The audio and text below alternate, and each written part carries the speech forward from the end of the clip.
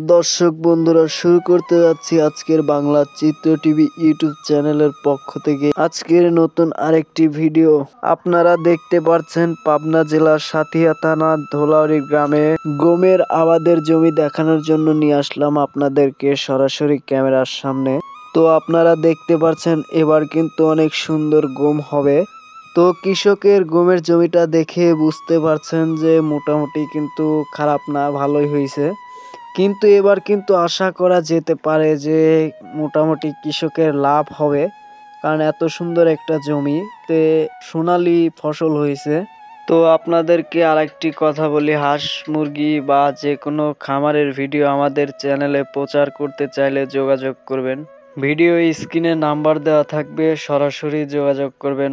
ধন্যবাদ। ভিডিওটি ভালো লাগলে চ্যানেলটি সাবস্ক্রাইব করে দিবেন আর আমাদের ফেসবুক পেজটি ফলো করে দিবেন। ভালো থাকবেন, সুস্থ থাকবেন, দেখা হবে পরবর্তী নতুন ভিডিওতে।